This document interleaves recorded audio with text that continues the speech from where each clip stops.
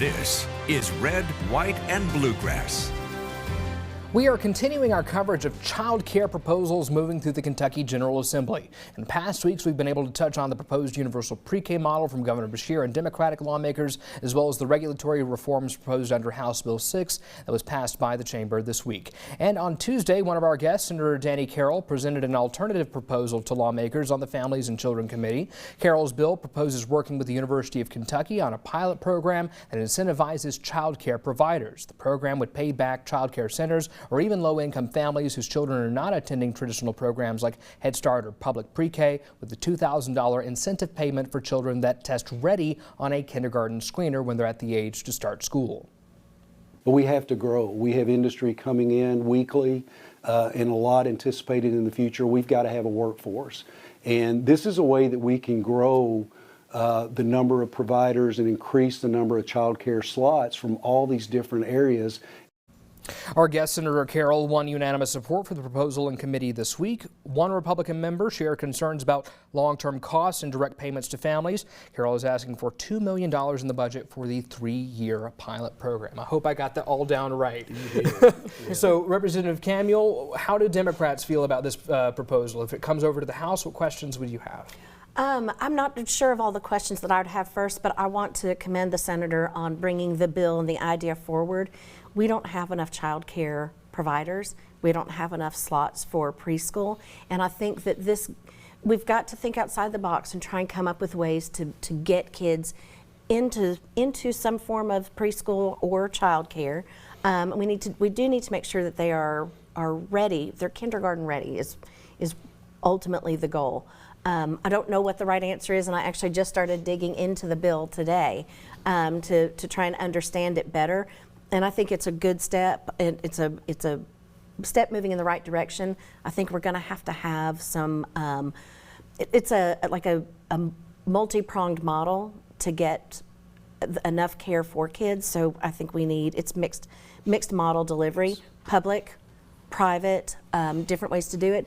One of the things I was looking at is like, what's the best way to spend that money?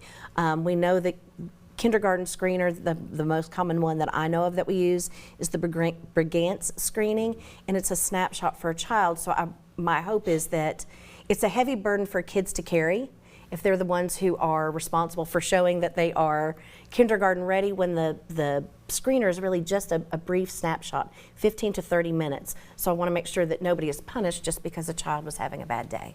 Absolutely. So, Senator Carroll, how much feedback have you gotten since this bill was proposed earlier this week? One little nugget I remember pulling out of that was some consternation over how public money can be used to support private entities. Is that the government's role? How do you make that argument? That has been a concern anytime we try to appropriate funding for child care centers. That you're subsidizing a private business. Completely disagree with that argument, but this is a way that it's kind of changing the focus on child care, and it would take the place of the Kentucky All-Stars program. And basically that's a program where they come in once every 3 years, a one-day assessment, looking at a couple classrooms, and then on off years you send in reports on what you're doing, and then the rest of the time the quality maybe not so much there. Staff don't follow what's required to be a 4 or 5 star center throughout those years. That's common in centers. You can ask almost any center, they'll tell you the same thing. So we talk about kindergarten readiness, and we talk about all the things that happen if there's a child by 3rd grade, 4th grade that's not reading or they're not advancing, the predictors on what happens to them later in life. So should not our focus be in early childhood education and child care, getting kids ready for kindergarten? And this is not just with 3 and 4 year olds. This starts from the day the kids come in the center, and that's when learning begins, when a child is born, and I firmly believe that also. So this is a way that we have that focus, and our kindergarten readiness rates are actually dropping in our state. They were around 50, and I think they're around 45, 46 now %. And we've got to do better than that. And I think this will support the growth in child care centers, family home providers, low-income families that they have their kids at home. It'll provide support for them to understand what they need to do to get the child ready. So, and it's not just studying for a test when it comes to preschool kids. It just doesn't work that way with them. And the assessment tool itself, that's something that UK would look at in their College of Education, and we will come up with a screener that is more suitable and more fair in addressing some of those concerns, which I think are valid. But it'll be a very comprehensive look at the bill itself, and UK will have some latitude on how we do that.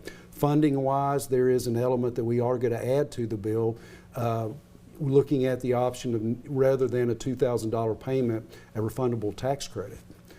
So that's another option that we're going to ask UK to look at, and I'm pretty excited about this. I don't know if anything will come about it or not, but we know that we have to use every delivery model that we've got to address this situation, and I think this is a way that's affordable, and it's a way that can solve so many different problems, from ensuring that infants and toddlers have spaces. Those parents need child care also, and ensuring that special needs kids are taken care of, because that's addressed in the bill. So a lot of positive things, and if the results work out the way I think they will, I think this could be groundbreaking for our state and a model that could be used in other states. Pretty excited about it. I'm excited to follow the bill's progress as well. Thank you both for your insight. We'll be right back.